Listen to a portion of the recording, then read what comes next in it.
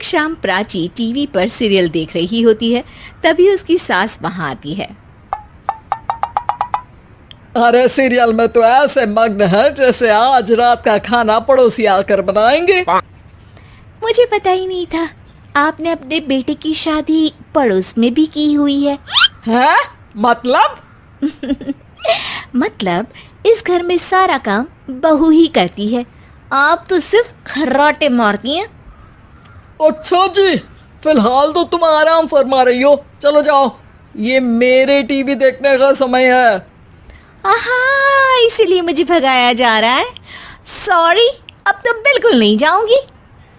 प्राची की इस बात पर दोनों सास बहू के बीच टीवी रिमोट के पीछे बच्चों जैसे छीना झपटी शुरू हो जाती है, जिसके बीच श्लोक भी काम से घर वापस आ जाता है।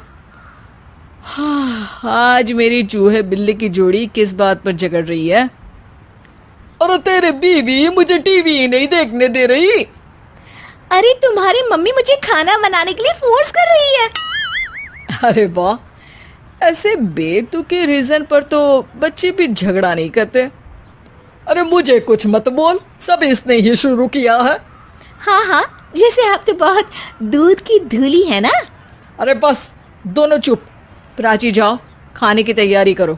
और माँ तुम छोड़ो, तुम्हें क्या बोलूं, शांति से अपना सीरियल देखो। मुझे दोबारा लड़ने की आवाज सुनाई नहीं देनी चाहिए। ऐसा बोलकर श्लोक वहां से चला जाता है, जिसके पीछे पीछे प्राची भी कुछ न कुछ बड़बड़ाते हुए रसोई में चली जाती है। हाँ हाँ, सासू जी को तो कुछ बोलेंगे ही नहीं, बस मुझ पर ही हुक्म चलता है, खाना बनाओ, जैसे मैं इनके घर में खाना बनाने के लिए आई हूँ। इसी तरह शाम बीतती है और रात को श्लोक और प्राची की सास खाना खाकर सोने चले जाते हैं, लेकिन प्राची गुस्से में कुछ खाए बिना काम में ही लगी रहती है। इस घर में किसी को घंटा फिक्र नहीं पड़ता, मैं खाऊं या भूखी रहूं। प्राची कुछ देर के लिए रसोई से बाहर जाती है और जैसे ही वापस आती है तो वहां दूध का भरा ग्लास देखकर हैरान रह जाती है। फिक्र पूरी है, बस दिखाना नहीं है।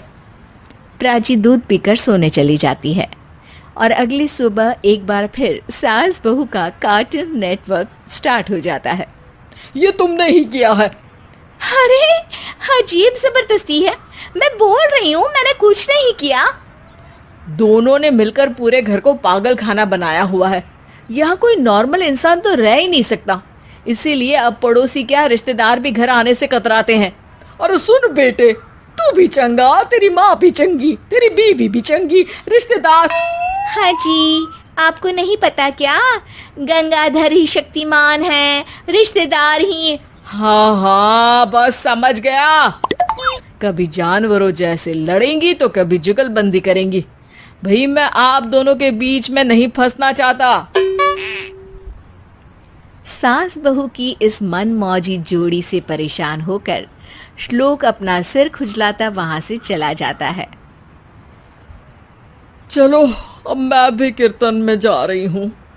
इस पर जैसे ही सास कमरे में अपना पर्स लेने जाती है तो वहां नाश्ते की प्लेट रखी देख मुस्कुराने लगती है और नाश्ता करके घर से बाहर निकलते हुए कुछ पैसे टेबल पर रख जाती है, जिसके कुछ देर बाद सिलेंडर वाला घर आता है। ओ मोरी मैया, मैं सिलेंडर के बारे में तो बिल्कुल भूल ही गई थी। घर खर्च के सारे पैसे भी मम्मी के पास है और श्लोक से बोला तो उल्टा 4 बात सुनाएंगे। प्राची ये सोच ही रही होती है कि अचानक उसका चेहरा चमक उठता है और वो घर में आकर इधर उधर देखने लगती है। तभी उसकी नज़र टेबल पर रखे पैसों पर पड़ती है, जिन्हें वो सिलेंडर वाले को दे देती है। ये सब श्लोक देख लेता है। अच्छा बेटे, इतना बड़ा घोटाला, सबके सामने मैं तेरी दुश्मन और पीठ पीछे तेरी मेरी यारी। इस पर श्लोक एक प्लान बनाता है और शाम को सब एक साथ बैठे होने पर बोलने लगता है। माँ, तुम दोनों की बहुत लड़ाई होती है, इसलिए मैं सोच रहा हूँ कि प्राची को उसके घर छोड़ाऊँ, इससे वो भी खुश रहेगी और तुम भी। अचानक श्लोक की ये बात सुनकर सास बहू शौक से उसकी तरफ देखती है। अरे ऐसे कैसे घर छोड़ाओगे, मुझे कहीं नहीं जाना। अरे तुमने बोला नहीं पर मैंने सुन लिया, तुम्हें मम्मी के साथ रहना अच्छा नहीं लगता, मुझे पता है। अरे वो अरे, जब बहू खुद कुछ काम बोले तो वो तुझे सुनता नहीं, और अब जो इसने बोला ही नहीं वो तू समझ गया। जब उसे नहीं जाना तो फिर जबरदस्ती क्यों कर रहा है? अच्छा, फिर आपको मौसी के घर छोड़ाता हूँ। बस अब आप दोनों एक घर में एक छत के नीचे नहीं रह सकती। मैं इस टॉम एंड जेरी की जोड़ी को और नहीं झेल सकता। है? ऐसे कैसे नहीं रह सकते? तुम्हें इतनी दिक्कत है तो तुम्हारा बोरिया बिस्तर पैक कर देती हूँ, लेकिन मम्मी जी कहीं नहीं जाएंगी। बिल्कुल यही सुनना था मुझे। अगर दोनों में इतना ही प्यार है फिर हर वक्त ये लड़ाई का नाटक क्यों करती हो? देखा मैंने कैसे माँ किचन में दूध रखती है और तुम उनके लिए कमरे में नाश्ता रखती हो, और कैसे वो पहले ही तुम्हारी दिक्कत समझकर घर में पैसे रखकर बाहर जाती है।